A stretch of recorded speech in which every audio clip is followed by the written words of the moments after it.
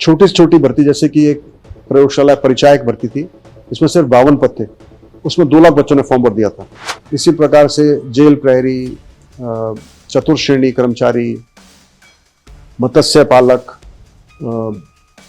और सिपाही आबकारी, इन सब भर्तियों के लिए सब 10th बेस्ड भर्तियां हैं।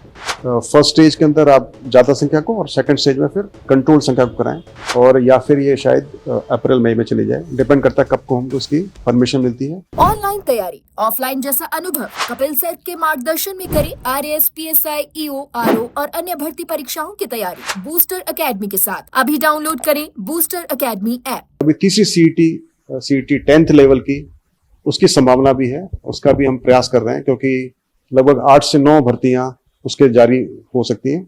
क्योंकि जो कोई भी 10वीं बेस्ड भर्ती होती है, छोटी से छोटी भर्ती, जैसे कि एक प्रयोगशाला परिचायक भर्ती थी, इसमें सिर्फ 52 पद थे, उसमें 2 लाख बच्चों ने फॉर्म भर दिया था। अभी हमको वनपाल भर्ती की निकालना होगा, उसमें करीबन 600 पद हैं, तो उसमें यदि हम अलग से निकालेंगे तो उसमें भी कम से कम 10-12 लाख 15 लाख बच्चे फॉर्म भर देंगे।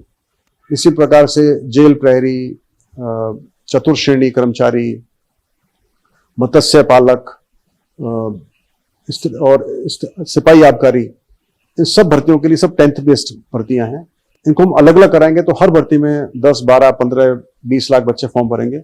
और इतनी बड़े बड़े एग्जाम कराना संभव तो है, लेकिन बहुत ज्यादा कराना उचित नहीं है, अनसेफ होता है।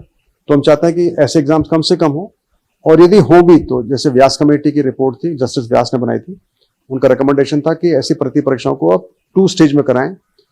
फर्स्ट स्टेज के अंदर आप ज्यादा संख्या को और सेकंड स्टेज में फिर कंट्रोल संख्या को कराएं।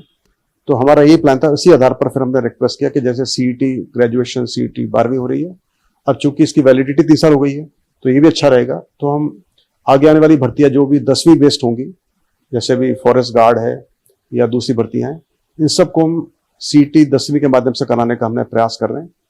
इसका प्रपोजल सरकार को गया हुआ है। सरकार भी इस पर काफी सकारात्मक उन्होंने रुख दिखाया है, और मुझे पूरी उम्मीद है कि बहुत ही शीघ्र अगले 2-3 महीने में हमको शायद इसकी परमिशन मिल जाएगी, और उसके बाद फिर हम पूरी प्रक्रिया शुरू करेंगे। हम प्रयास करेंगे कि सीईटी 10वीं बेस्ड जो परीक्षा है जल्दी जनवरी में हो सकती है, और या फिर ये शायद अप्रैल मई में चली जाए, डिपेंड करता है कब को हमको इसकी परमिशन मिलती है और कितना टाइम हमारे पास बचता है।